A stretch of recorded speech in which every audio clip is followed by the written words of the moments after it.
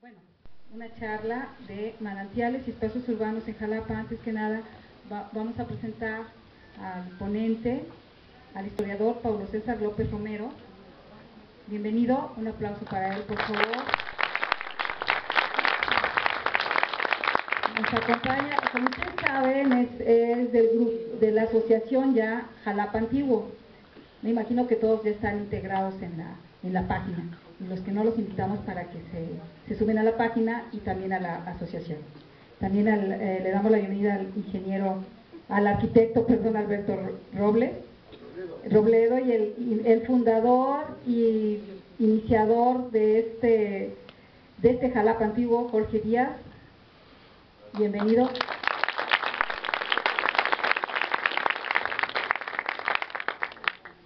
Bueno, entonces todos nos conocemos, todos somos amigos virtuales. El arquitecto nos acompaña en Jalapa Antiguo. No desconozco los nombres de muchos. Vamos a presentar al Carlos Trillo y el arquitecto Matus y todos los de Jalapa Antiguo y los que conforman la asociación de Jalapa. Entonces daremos inicio con la conferencia. Hay varias pláticas. Aparte de la conferencia, va a haber una participación del arquitecto Jorge Matus y del arquitecto Alberto Robledo. Pero vamos a iniciar con la conferencia, maestro.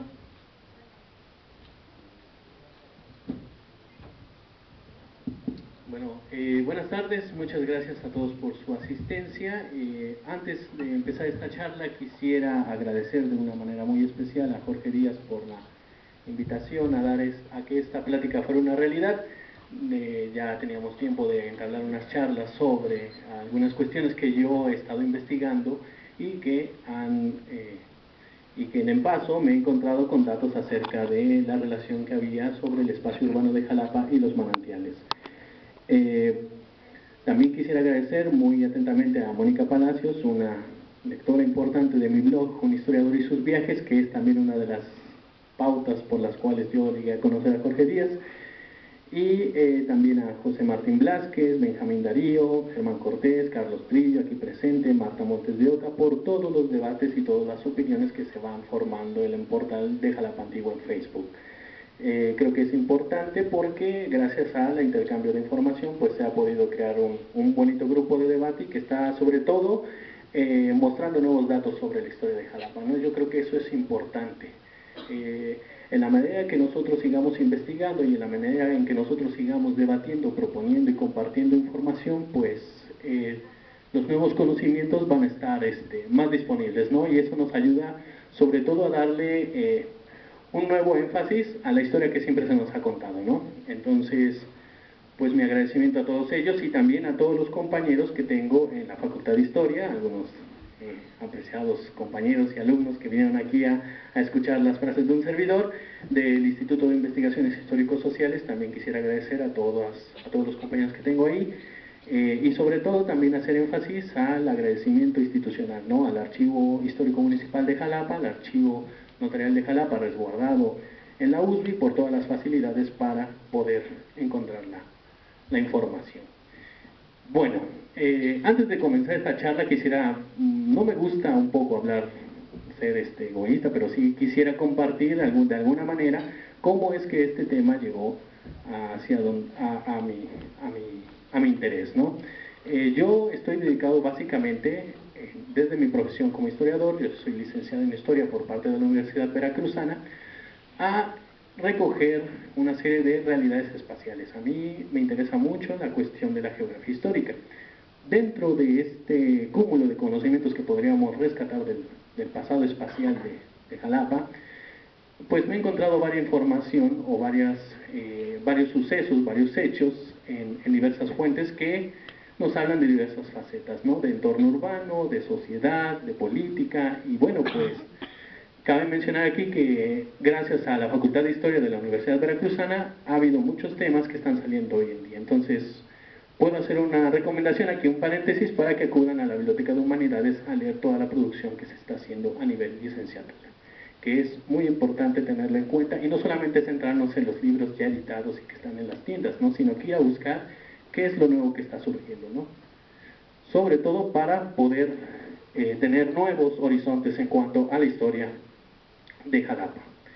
Si me hacen el favor de pasar a la primera diapositiva, pues bueno, voy a levantarme para tener un poco de visión sobre las cosas que estamos aquí proyectando, pero más que nada quisiera introducir esta plática ubicándonos en la situación de Jalapa en el periodo de 1760 a 1810. Es el fin de la época virreinal. Entonces tenemos en cuenta que estamos hablando, toda esta charla va a ser sobre una Jalapa que ya no existe, pero que algunas de las marcas de esa Jalapa están hoy en día, ¿no? Estamos hablando de una Jalapa distinta, no estamos hablando de una Jalapa de coches, no estamos hablando de una Jalapa capital del estado, vamos, ni siquiera existía el estado de Veracruz, ni siquiera el Estado Nacional Mexicano, ¿no? Entonces, más que nada en esta charla lo que nos interesa es ver el entorno urbano que tenía Jalapa a finales de la colonia. Y sobre todo buscar o hacer énfasis en la relación, una estrecha relación que había entre los manantiales y el entorno urbano de la población. Entonces buscamos en esta charla describir una relación entre manantiales y calles, entre manantiales y personas.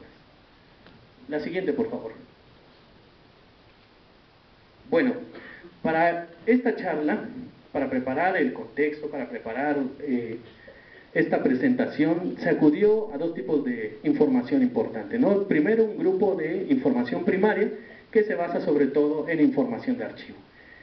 Y ahí es donde buscamos información en el Archivo Notarial de Jalapa, que es un importante acervo documental donde se registraban compra-venta de terrenos, cartas poder, nombramiento de representantes y una serie de documentaciones referentes a juicios y litigios. Entonces es una importante fuente de la época que nos señala datos sobre cómo era esa Jalapa que ya no existe. También está la información del Archivo Histórico Municipal y que surge a partir del establecimiento del Ayuntamiento jalapeño de 1791. Igualmente para esta charla fue muy importante utilizar cartografía histórica desde los siglos XVIII a XIX, ¿no? Que poco a poco vamos a ir mencionando. Y algo muy importante también para poder delinear contenidos de esta charla son las fuentes secundarias. Aquellas fuentes que ya trataron la información de archivos, que ya trataron la información de cartografía histórica, pero que ya hacen un análisis de lo que ocurre, ¿no? Entonces, en este sentido es muy importante señalar investigaciones que se han hecho en la Universidad Veracruzana principalmente y que nos dan una serie de hechos, procesos históricos que se desarrollan en esta Jalapa. En ese sentido, recalco las obras de lo que son la doctora Carmen Blázquez, Adriana Naveda, Gilberto Bermúdez, miembro también de la Asociación Civil Jalapa Antiguo, y de los ensayos que alguna vez existieron en el Consejo de la Crónica de Jalapa, que es una institución que, si se vale hacer algo de propaganda aquí, me gustaría mucho que regresara, porque era un órgano académico que buscaba la colaboración de muchas personas para poder seguir compartiendo o seguir generando nuevos conocimientos, ¿no? No estaba recargado en una sola persona, sino era un grupo de especialistas que se reunían para nuevos debates y para nuevas informaciones. Entonces, en estos dos grupos de información centré la plática que les estoy dando. La siguiente, por favor. Bueno, la estructura de esta plática va a estar principalmente recargada en 4 aspectos, ¿no? El primero es describir o dar un perfil de esta Jalapa de finales de la colonia. Es importante saber, es importante tener en cuenta lo que ya mencionaba en otras ocasiones, ¿no? Que es una Jalapa muy distinta a la que hoy en día vivimos. Posteriormente vamos a hacer un recuento de la presencia de manantiales en esta Jalapa, ¿no? Cuáles eran los principales afluentes, cuáles eran los principales chorros de agua, cuáles eran los principales manantiales que se tenían en cuenta. Y sobre todo la implicación y la relación que estos manantiales tenían con esa Jalapa. Posteriormente vamos a hablar de una serie de intervenciones por parte del gobierno, por parte de particulares, a estos manantiales. Y finalmente haremos un recorrido sobre aquellos elementos que persisten hoy en día de aquellos procesos. La siguiente, por favor. Bueno, vamos a empezar a dar un perfil de lo que es esa Jalapa de finales del régimen virreinal.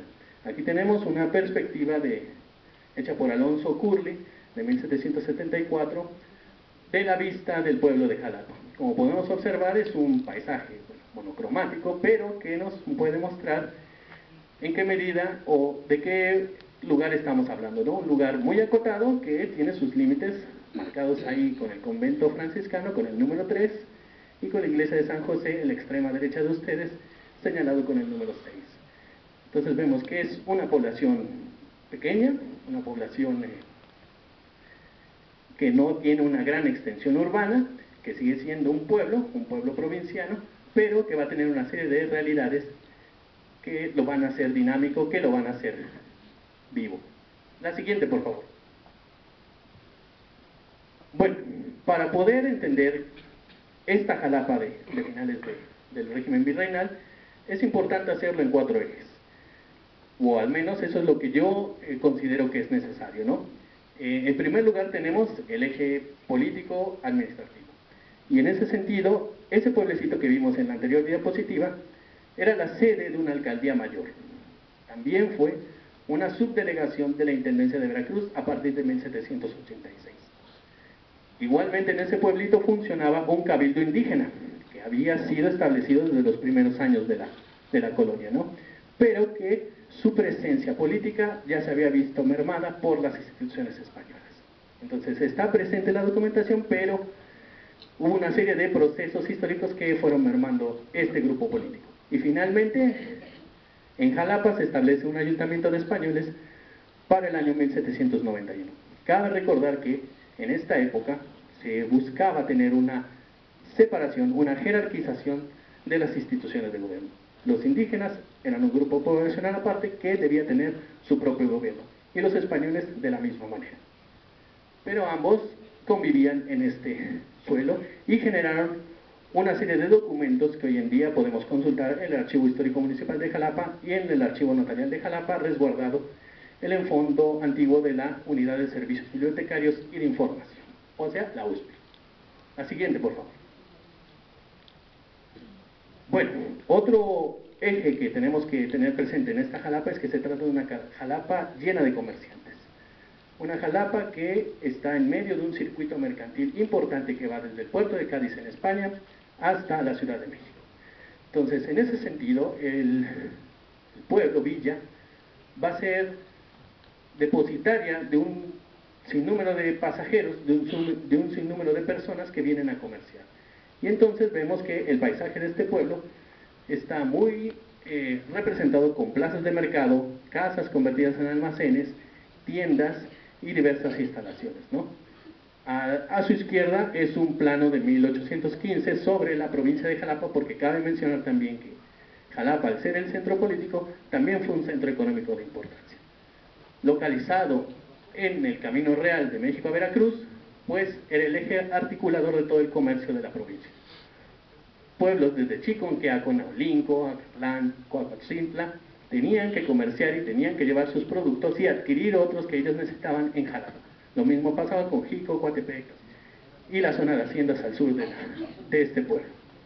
Entonces vemos que esa Jalapa, este pueblo, es un foco importante, no solamente político, sino también económico. La siguiente, por favor.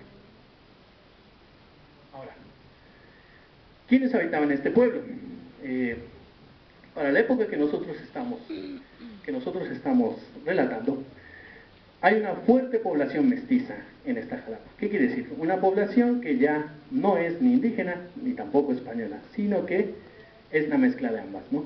Y esta población está creciendo conforme el final de la colonia se está acrecentando, ¿no? Entonces vemos que hay españoles, vemos que hay indígenas, vemos que hay afrodescendientes, pero también hay un grupo muy importante de todas las mezclas raciales que hubo ante el encuentro de estas personas. Y los oficios, bueno, de estas personas están muy relacionados con las actividades de la villa, del pueblo villa, ¿no? Carreteros, labradores, comerciantes, gente que trataba el cuero, talabarteros y un gran etcétera, ¿no? Entonces vemos que el pueblo no solamente es un foco político, no solamente es un foco económico, sino también es un centro de población plural, un centro donde se conocen muchas personas. Igualmente, no debemos de olvidar que como se trata de una población en medio de una ruta comercial importante, hay una población flotante, ¿no? Viajeros, mercaderes.